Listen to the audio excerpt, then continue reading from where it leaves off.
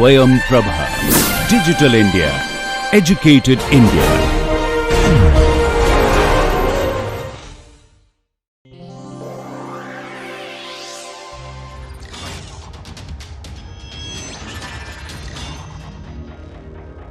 Hello and welcome to lecture 11. In this lecture we'll look at a few more involved theorems. Before I go into the theorem, I'll introduce the notion of a graph of a circuit.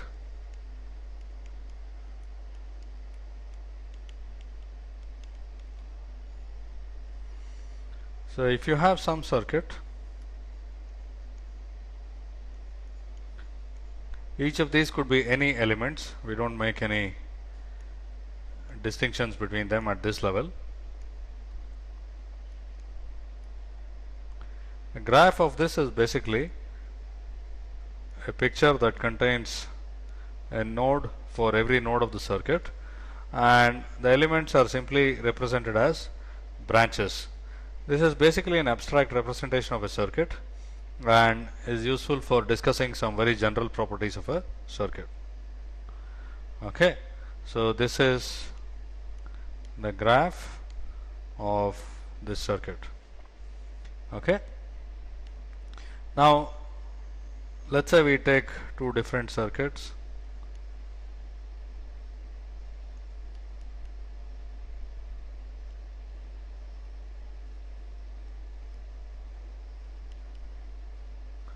Okay, this is circuit 1 and I have another circuit.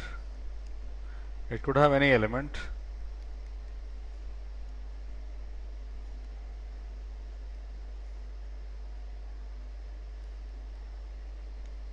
Okay, you see that both circuits have 4 nodes and both circuits have elements between corresponding nodes, the same corresponding nodes. Okay, in the first circuit I have an element between 1 and 2, in the second one also between 1 and 2, and so on. And it's also clear that both of these circuits have the same graph. So a graph representation is not useful for discussing particular properties of some circuit, but for general properties of all circuits sharing certain graphs. Okay, so with this short introduction, let's move on.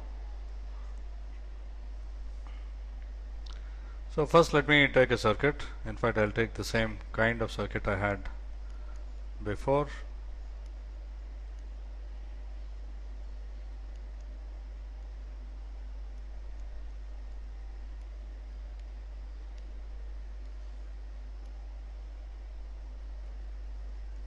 Okay, I have all these branches, and as I mentioned earlier, this circuit has this particular graph. Okay, and let me number the branches like this: 1, 2, 3, 4, 5, 6, and for each of them I will show the voltage across the branch: V1, V2, V3, V4, V5 and V6. And I'll also show the currents with the passive sign convention. That is, I will take the current as entering that terminal of the element whose voltage is defined to be positive. Okay, so for instance V6 is defined like this, so I'll take I6 in that direction, I1 this way, I5, I2, I4 and I3. Okay, and first what I want to look at is basically sum of the products of voltage and current over all branches. I introduced this expression in the previous class, but now we'll examine it and see what it comes out to and evaluate it exactly. Okay, so first I'll do it for this graph, but I will quickly illustrate that it's not true for this particular graph. This will be true for every circuit. Okay, so now what I'll first do is I will represent every voltage as difference between node voltages with respect to some reference node. Okay, so let me take this as the reference node. If I call these nodes A, B and C, okay, so clearly I can write, first I'll expand these things. It is V1 I1 plus V2 I2 plus V3 I3 plus V4 I4 plus V5 I5 plus V6 I6, and this whole thing equals, you can clearly see from Kirchhoff's voltage law that V1 equals VA minus the reference node voltage, which is by definition 0. So V1 equals VA, V2 equals VA minus VB, V3 equals VB, and so on. So if I complete these for every one of them, I'll have VA times I1 plus VA minus VB times I2 plus VB times I3 plus VB minus VC times I4 plus VC times I5 plus VA minus VC times I6. Okay, and finally, first I had this form where I summed V and I over all branches. You know that Vk Ik is the power dissipated in the kth branch at that particular instant of time. Okay, now we don't worry about whether Vk and Ik are time varying or constant or what kind of elements we have. Okay, but at every instant of time the circuit will obey Kirchhoff's current law and Kirchhoff's voltage law. So we can take this product, some of these products, and decompose them like this and turn it into a form like this. Then instead of having a summation over all branches, I will now group the node voltages together. So VA, I have it here, here and here. Okay, and how many terms will I have? 3, because there are 3 branches connected to node A. Okay, and what is multiplying VA? It is I1 plus I2 plus I6. Okay, and similarly VB, there are 3 branches connected to node B, so I expect 3 terms, and indeed there are 3 of them, here, here and here. Okay, and I'll have minus I2 plus I3 plus I4. Okay, and finally VC, again 3 branches connected to node C, so I'll have 1, 2 and 3 occurrences of VC. I'll have minus I4 plus I5 minus I6. And if I look at each of these terms, what is I1 plus I2 plus I6? It's simply the total current leaving node A. Okay, and obviously by Kirchhoff's current law this whole thing equals 0. Similarly, minus I2 plus I3 plus I4 is nothing but the total current leaving node B. Okay, I2 is entering node B, so we have minus I2, and I3 and I4 are leaving node B, so we have plus I3 plus I4.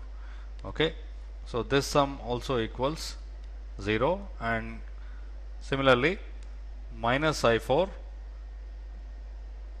plus I5 plus I6, sorry, minus I6, minus I4 plus I5 minus I6 will be 0, because that is the total current leaving node C.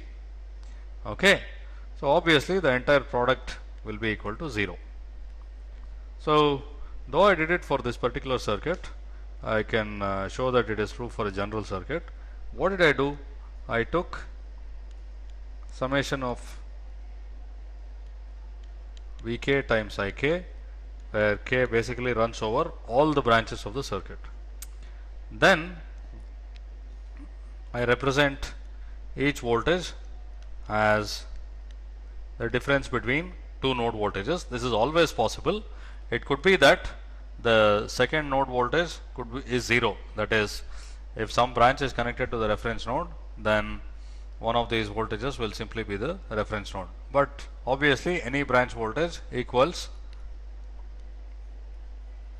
the difference between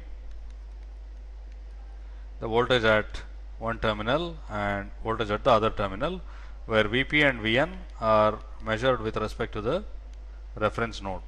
Now, if either of these two nodes itself happens to be the reference node, then Vp or Vn will be equal to 0. But this description holds in any case.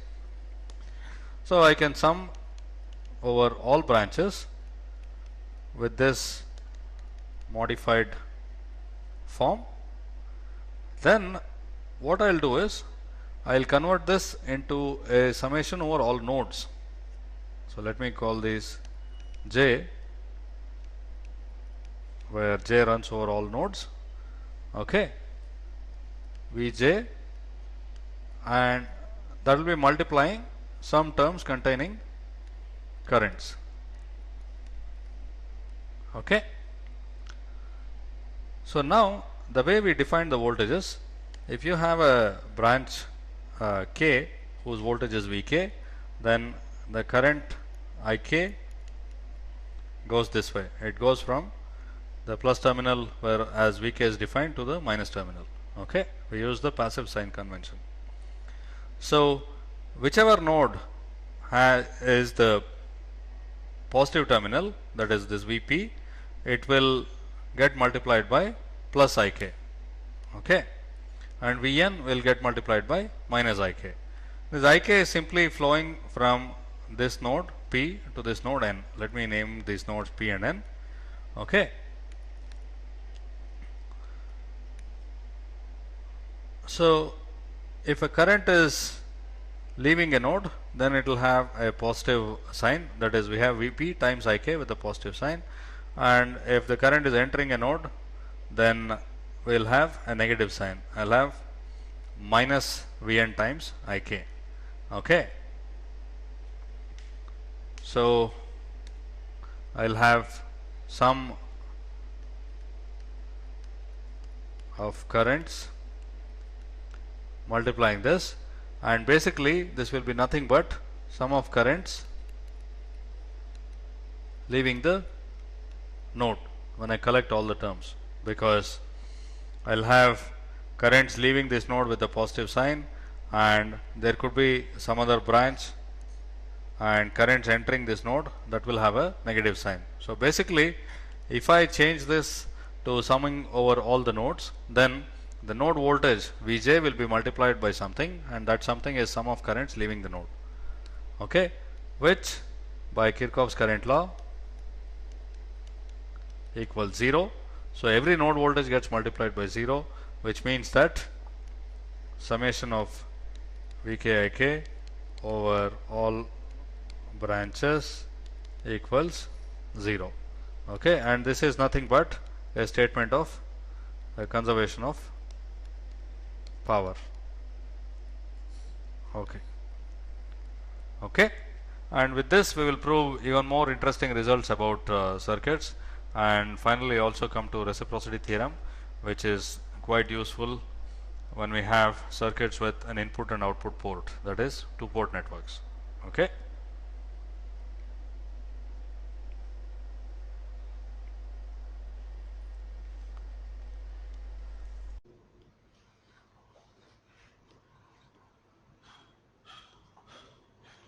Now, let us say I have this network N and network N hat, which have exactly the same graph. Of course, the elements may not have anything to do with each other, okay. And of course, as usual, we have not yet used linearity or anything, so it could be nonlinear also, right. I could, for instance, in the first in the network N, the branch 1 could be a voltage source, in the other one it could be a resistor or a diode or whatever it is, okay. All that is possible. And I will denote voltages and currents in this by Vk and Ik, and in this by Vk hat and Ik hat, okay. Clearly, from what we just now said, sum of Vk Ik over all branches, I will just say over k, that means k running through all the branches is 0, and here what would it be? Vk hat Ik hat would be 0. Okay, is this fine? Okay, fine.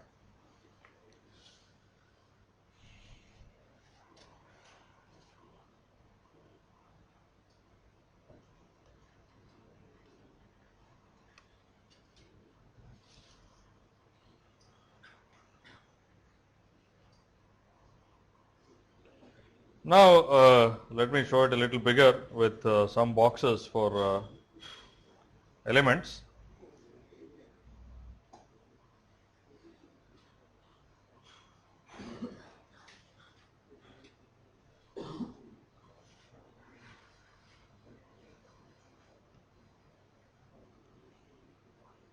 This the same graph, right? So,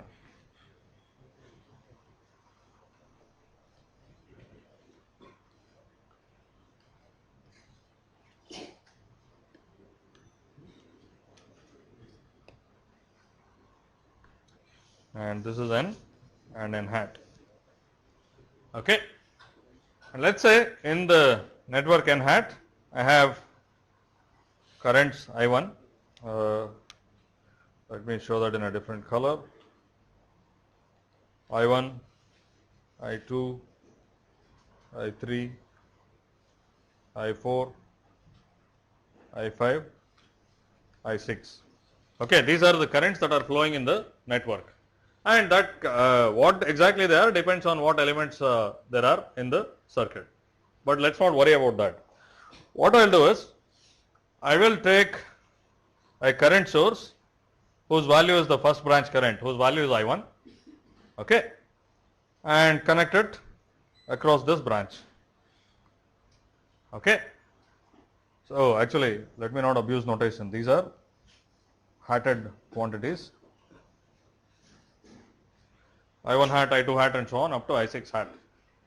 So what I will do is I will take I1 hat, that is I will look at the network n hat, I will look at whatever current is flowing in branch 1, I will make a current source equal to that value and connect that current source across branch 1 of network n. Okay. And similarly I do it for all branches.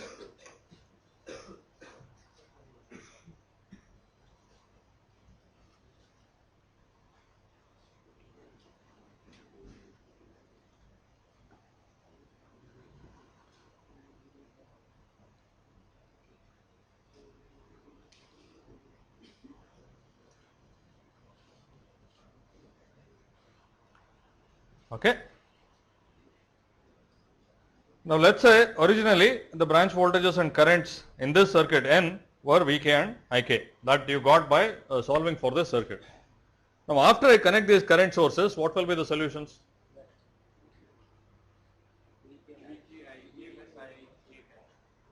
No, I am talking about currents in these black elements. Okay, voltages. Okay, what will be the branch voltages in this circuit, in the new circuit? Superposition of those two. Okay, so you are saying the branch voltages will get added up and currents will get added up. Why? Voltages will remain same, current is subtracted. What is superposition? No, superposition, I mean, please understand what is superposition. Superposition is you have a network and you disable some sources in it and you disable some other sources, you add up the solutions individually, that will be the final solution with all the sources active. But here that is not what I have done, I have changed the network, right. I originally had only the black elements here, to that I have added these blue current sources. Now these blue current sources are not arbitrary, I took another circuit with the same graph, I copied the current values from that into this. Okay, so tell me what will be the branch voltages in this? Vk hat. Why? Remains the same. Why?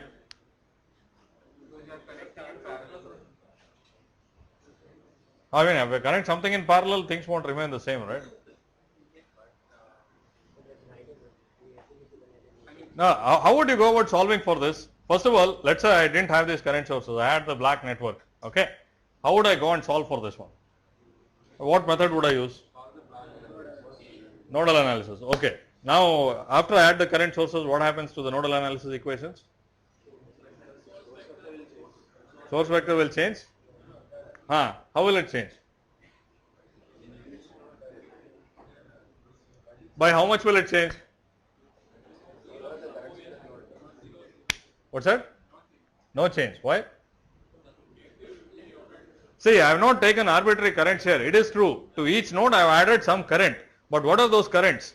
The sum of those currents added are also 0 because it comes from another circuit which is valid, which follows KCL. Okay. For instance, if you think of the original nodal equations at, let's say, node N1, I will show it only for this. You would say these black current I1 plus I2 plus I6 would be 0. Okay. Now, what else do you have? Would be equal to the currents flowing into, this will get changed to minus I1 hat plus I2 hat plus I6 hat, which is also 0. Okay. So, if you, let's say you think of the methodology of solving this circuit by writing down nodal analysis equations, you see that at every node the equation doesn't change at all, because the net current added to every node is 0, right? Because I have not added a single current, I have added all the currents by copying it from some other circuit with the same graph. So, at every node, if you compute the sum of the blue current sources in the appropriate direction, it will be 0. Okay, that means that the nodal analysis equations will remain exactly the same as before. So, what are the branch voltages now? Same as before, Vk. Okay, is that fine? Now, I can think of this entire thing as a branch, right? That's possible. I mean, my two terminal element could consist of my original branch plus this current source in parallel. Okay. What will be the, so first of all, and what will be the branch currents through the black branches alone? Same as before, IK. So now with this new branch, which is the parallel combination of the old branch and the current source in parallel with it, what is the total current? Sum of the two, IK plus IK hat. Okay. Please follow the reasoning carefully. This looks very simple, but just follow the steps logically. Okay. These branches are have currents IK plus IK hat. Okay. Now this is a third circuit with the same graph. Okay. Now each branch will be the original branch in the black circuit plus the current source which is copied from the second circuit, the hatted circuit. Okay. But this is also a graph with the, I mean this is also a circuit with the same graph, and if you apply this to the new circuit, what will you get? What did we say? For every circuit, sum of Vk, sum of branch products of branch voltages and branch currents equals 0. Okay. Now I can do this to the new combined circuit, isn't it? I have to do it for the branch voltage here, which is V1, and the branch current here, which is I1. Okay. Maybe I will call it some I1 dash or something and V1 dash. So what is the result? Sum of V1 dash I1 dash will also be 0. Okay.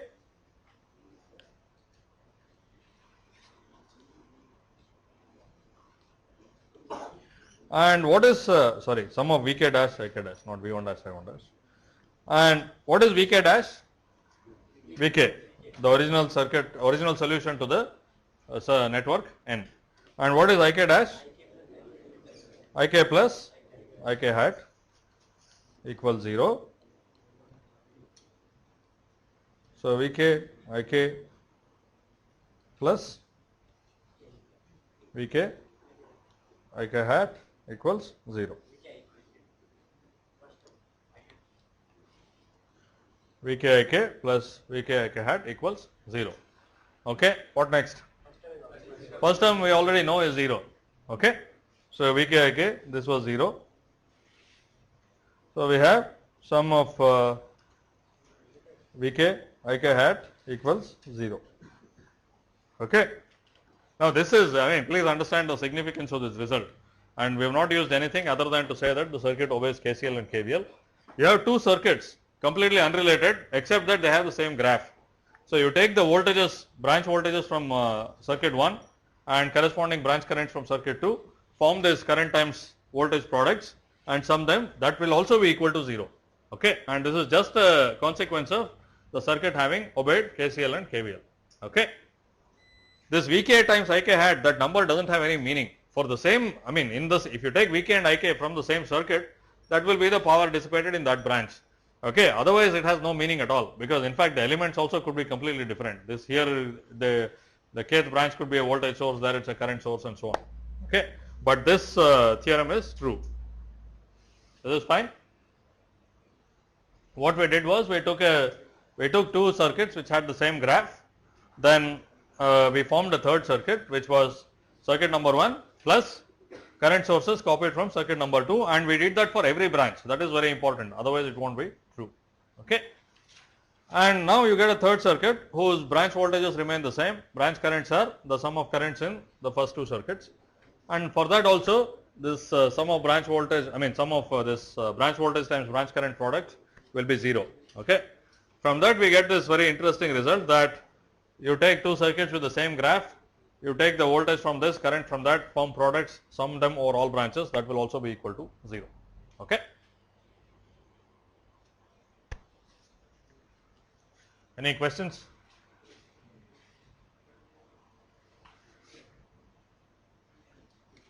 What do you think of the product sum of Vk hat Ik? 0. How would you go about proving that? You could take it, you could take the currents from the first circuit, put it into the hatted circuit. Okay. So, that is also 0. Now, again, this is consequence of only KCL and KVL. So, it can include elements that we have not considered so far, right. Anything that obeys KCL and KVL, it will work. It will also work for capacitors and inductors and so on. Okay.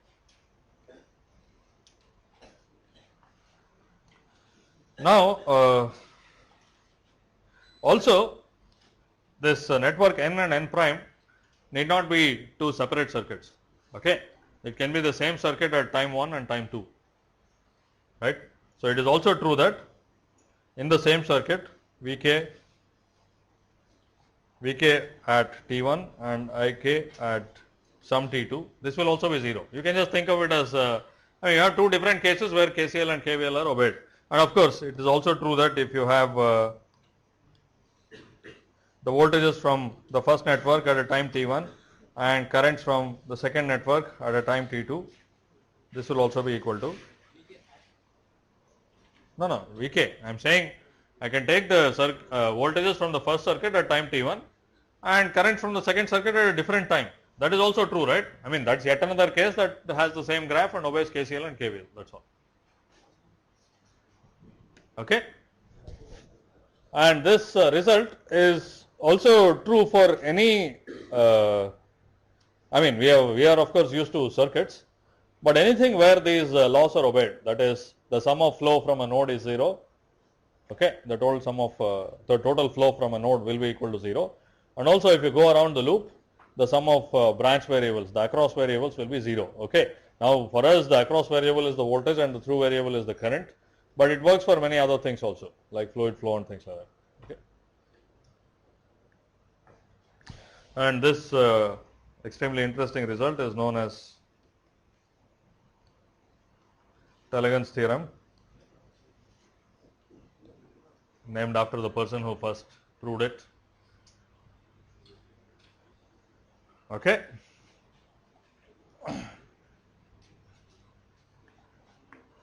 Again, the way we have gone about proving that is very simple, but you have to be conversant enough with KCL and KVL to follow the logic correctly. Now, this theorem itself is rather too general. Okay. In fact, it's I would say in some ways too general to be useful directly, because now we are talking about general properties of networks, whereas in this course our concern are some specific circuits. Okay. So, what we will do is we will derive some specific results from this Tellegen's theorem. Any questions so far about the proof or statement of Tellegen's theorem? Now, let me take a network